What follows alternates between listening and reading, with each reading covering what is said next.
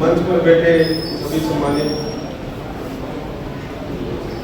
व्यक्तित्व, जिन्होंने आज ये प्रयत्न किया कि इस मुद्दे पर हमें समाज को जागृत करना चाहिए, एक करना चाहिए। मैं इस मंच का, इस सभा की सभी पदाधिकारियों का धन्यवाद करता हूँ। साथियों, हमारा मुद्दा रिजर्वेशन है।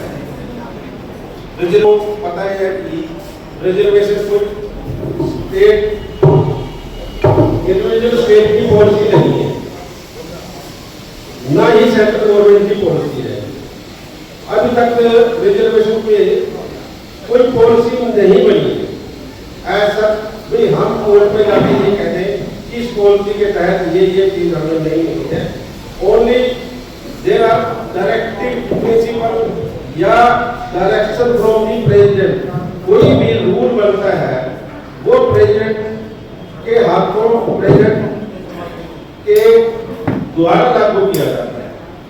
हमने, आपको पता होगा कि कांग्रेस गवर्नमेंट में जाते जाते रिजर्वेशन एक्ट बनाने के लिए राज्यसभा में बिल रखा था और वो वहीं पड़ा है।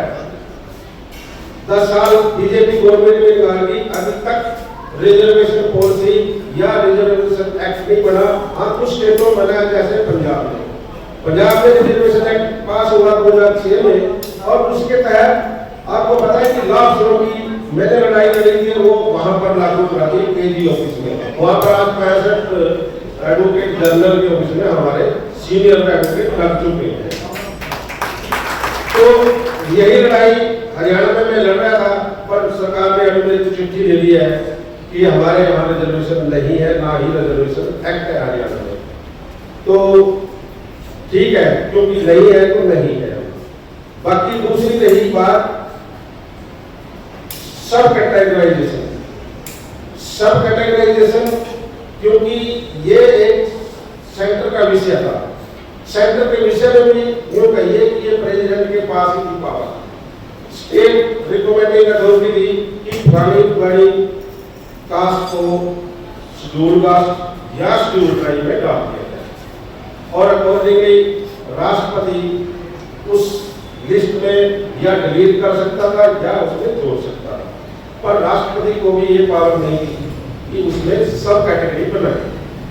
ये मुद्दा चला स्टेटों से, जैसे हरियाणा में ए और बी बनी, और आंध्रा में तो और भी आगे निकल की बात जब उन्होंने डी तक बना दी। जब आंध्रा का जो मुद्दा था सुप्रीम कोर्ट में, वहां के हमारे कुछ साथी ले गए कि ये तो हमारे अंदर खून डालने वाली बात है और ये स्टेट सब्जेक्ट ही नहीं है। ये रिकमेंड कर सकते हैं कि इस कास्ट को डिलीट कर दो या ऐड कर दो। तो इन्होंने ये 4 कैटेगरी बनाई। तो वहां पर एक जजमेंट, जो इस जजमेंट में भी है, चुनैया स्टेट ऑफ आंध्र प्रदेश, ये जजमेंट आ गई सुप्रीम कोर्ट से कि yes, it is a subject matter of the centre and that from that point of view it is also for within the preview of the president of India. क्योंकि reservation कौन लागू कर रहा है? President of India कर रहा है, ना कि कोई स्टेट, ना कोई सेंटर। वहीं से डायरेक्टली निकलते हैं, वहीं से डिलीट होते हैं, वहीं से अमेंड होते हैं। क्योंकि अब सुप्रीम कोर्ट में दोबारा ये मुद्दा चला गया, क्योंकि वो 3 जजों की बेंच का था। तो अब 7 जजेस, जिसको हम कहते हैं कॉन्स्टिट्यूशन बेंच, इस पे बैठाया गया। कॉन्स्टिट्यूशन बेंच बैठाया गया, तो कॉन्स्टिट्यूशन बेंच में जिसको हेड चंद्रचूड़ जी खुद चीफ जस्टिस कर रहे थे, और जिसकी जजमेंट गवई साहब ने लिखी है। आपको पता है कि गवई साहब हमारे एकमात्र जज है सुप्रीम कोर्ट में, जो महाराष्ट्र से आए हैं, जिनके पिता कांग्रेस में मंत्री भी रहे महाराष्ट्र में। तो गवई साहब, वो जिसकी हम बड़े फख्र से कहते हैं कि ये एससी समाज से है, उसने ये जजमेंट लिखी है। बाकियों ने कंसेंट दिया है, उसके अपने कमेंट किए हैं। तो साथियों, ये मतलब कि जिस तरह से हमारे अपने आदमियों से, जैसे कहते हैं ना, हमारी अपने आदमियों से जैसे कि इनकी पॉलिसी है वैसे इन्होंने किया है। तो इस जजमेंट के दो पक्ष हैं। नंबर 1 कि स्टेट को ये राइट दे दिया गया कि वो शेड्यूल कास्ट में A B C D classification, उसका कोई वो नहीं है ए और बी बनेगी, क्लासिफिकेशन कहीं तक ले जा सकते हैं, क्योंकि इसमें आंध्रा की 4 कैटेगरी, तमिलनाडु की 5 कैटेगरी जो पहले थी वो भी जस्टिफाइड कर दी कि भाई यस स्टेट कैन डू मैंने 4 of the category A B C D जब तक हम करें। और दूसरा इसमें कह दिया कि जिन को रिजर्वेशन पॉलिसी से बेनिफिट ले चुके हैं, एक पीढ़ी ले सकते हैं, सेकंड को भी देंगे। इसमें एक बड़ी अच्छी बात यह मेरे को लगी कि इसमें इकोनॉमिक क्राइटेरिया को नहीं दिया गया जो ओबीसी में, पर इसमें रिजर्वेशन का जिसको बेनिफिट मिल गया उसको क्रीमी लेयर की कैटेगरी में लाने की कोशिश की जा रही है। पर जहां तक ए और बी का है सवाल, इसमें विशेषकर जो आज हम बैठे हैं सवालों को बहुत घाटा है। घाटा यह है कि आज हमारी पॉपुलेशन 16%, इससे भी अब होगा 16.5 और 20% रिजर्वेशन है, और ए और बी करके हमें 6%, 6.5% कम दी जा रही है। ये है हमारा डिफरेंस।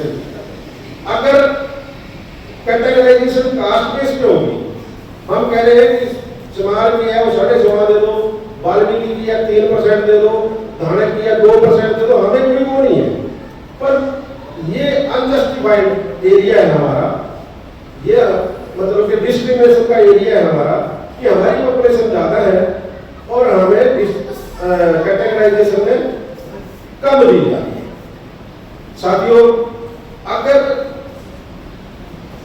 हम कहें सुप्रीम कोर्ट की जजमेंट लागू करो, सुप्रीम कोर्ट की अगर वो कास्ट वाइज लागू करते हैं तो हमें कोई घाटा नहीं है, टू बी वेरी फ्रैंक।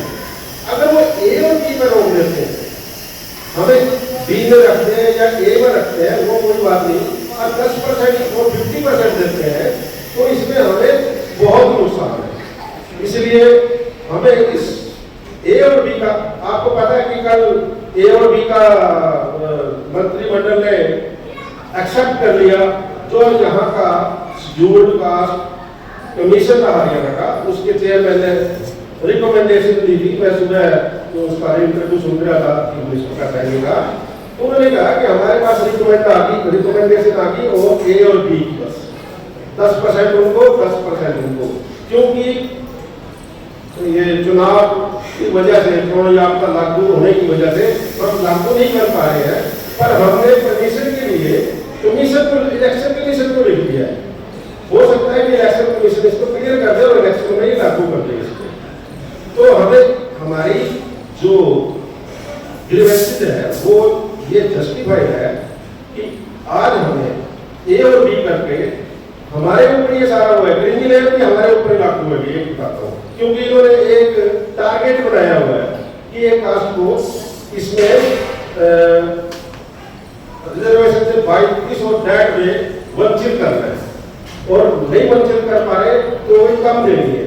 तो ये हमारा ग्रीवेंसेस है आज, और बाकी आप क्या